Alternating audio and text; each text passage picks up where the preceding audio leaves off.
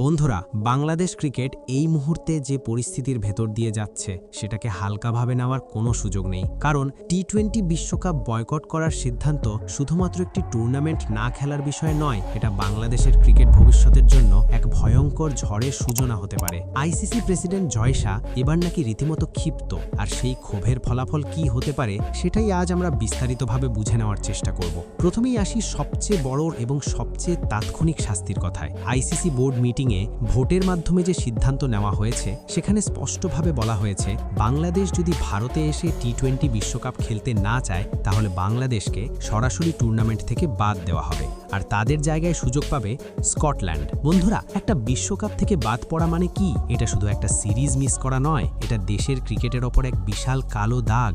বিশ্বকাপ মানেই কোটি কোটি টাকার broadcast revenue, sponsorship, ICC funding. Bangladesh যদি এই টুর্নামেন্টে না খেলে তাহলে সরাসরি আর্থিক ক্ষতির মুখে পড়বে বিসিবি, যেটার পরিমাণ কয়েকশো কোটি টাকা পর্যন্ত যেতে পারে। এবার আসি দ্বিতীয় বড় ধাক্কাটার দিকে। এই বয়কটের প্রভাব শুধু বর্তমান বিশ্বকাপেই সীমাবদ্ধ থাকবে না, ভবিষ্যতের বড় টুর্নামেন্টগুলোতেও বাংলাদেশের অবস্থান প্রশ্নের মুখে পড়বে, বিশেষ করে 2031 সালের ওডিআই বিশ্বকাপ।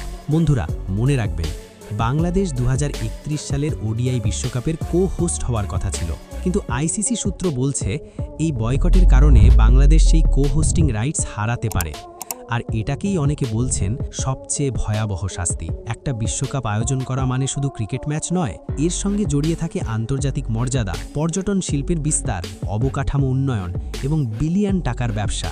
এই সুযোগ হারালে বাংলাদেশ ক্রিকেট শুধু সম্মান নয়, ভবিষ্যতের বিশাল অর্থনৈতিক সম্ভাবনাও হারাবে।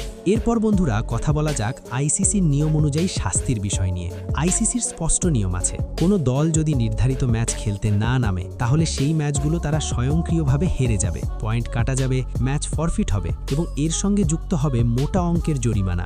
জয় শাহ যেহেতু বর্তমানে আইসিসির চেয়ারম্যান এবং একই সঙ্গে ভারতীয় ক্রিকেট বোর্ডের অন্যতম প্রভাবশালী ব্যক্তি, তাই শাস্তিমূলক সিদ্ধান্ত যে কঠোর হবে সেটা বলাই বাহুল্য। আর এখানেই শেষ নয়, বিশ্বকাপ বয়কট করলে বাংলাদেশের সঙ্গে অন্যান্য দেশের ক্রিকেট বোর্ডগুলোর সম্পর্কেও ফাটল ঝরতে পারে। ভবিষ্যতে দ্বিপাক্ষিক সিরিজ পাওয়া কঠিন হয়ে যাবে, বড় দলগুলো বাংলাদেশের সঙ্গে সিরিজ খেলতে আগ্রহ হারাতে পারে। এর সরাসরি প্রভাব পড়বে খেলোয়াড়দের ওপর। বাংলাদেশি ক্রিকেটাররা আন্তর্জাতিক মানের ম্যাচ খেলার সুযোগ কম পাবে, ফ্র্যাঞ্চাইজি লিগে তাদের চাহিদা কমে যেতে পারে, আইপিএল, বিগ ব্যাশ বা অন্যান্য লিগে ডাক পাওয়া কঠিন হবে। মুস্তাফিজুর রহমানকে কেকেআর থেকে বাদ দেওয়ার ঘটনাকে অনেকেই এই সংঘাতের শুরু হিসেবে দেখছেন। যদি পরিস্থিতি আরও খারাপের দিকে যায় তাহলে বড় বড় চুক্তি বাতিল হওয়া, খেলোয়াড়দের বাজার মূল্য কমে যাওয়া সবই সম্ভব। আইসিসি বোর্ড মিটিংয়ের ভেতরের খবর অনুযায়ী পাকিস্তান ছাড়া প্রায় সব দেশই বাংলাদেশের বিরুদ্ধে ভোট দিয়েছে। এর মানে আন্তর্জাতিক ক্রিকেট রাজনীতিতে বাংলাদেশ ক্রমশ একঘরে হয়ে পড়ছে। আইসিসি ইতিমধ্যেই পরিষ্কার করে দিয়েছে, ভারতে নিরাপত্তা নিয়ে কোনো সমস্যা নেই। সিকিউরিটি রিপোর্টে বলা হয়েছে খেলোয়াড়দের জন্য পরিবেশ সম্পূর্ণ নিরাপদ, তাই ভেন্যু পরিবর্তনের কোনো প্রশ্নই নেই। জয় শাহের নেতৃত্বে আইসিসি একটা স্পষ্ট বার্তা দিয়েছে, কোনো রাজনৈতিক বা কূটনৈতিক চাপের কাছে তারা নতি স্বীকার করবে না। সব মিলিয়ে বন্ধুরা, টি-20 বিশ্বকাপ বয়কট করা বাংলাদেশের জন্য একটি অত্যন্ত ঝুঁকিপূর্ণ সিদ্ধান্ত। একদিকে রাজনৈতিক চাপ, অন্যদিকে ক্রিকেটের ভবিষ্যৎ, এই দুয়ের মাঝে পড়ে গেছে বাংলাদেশ ক্রিকেট। তাহলে প্রশ্ন একটাই, আইসিসি চেয়ারম্যান জয় শাহ কি সত্যিই বাংলাদেশের বিরুদ্ধে আরও কঠোর অবস্থান নিতে চলেছেন? এই সিদ্ধান্ত কি শেষ পর্যন্ত বাংলাদেশের ক্রিকেটকেই ধ্বংসের পথে ঠেলে দেবে? এই বিষয়ে বন্ধুরা আপনাদের মতামত কি? কমেন্টে অবশ্যই জানাবেন, দেখি আপনারা এই বিষয়ে ঠিক কী ভাবছেন।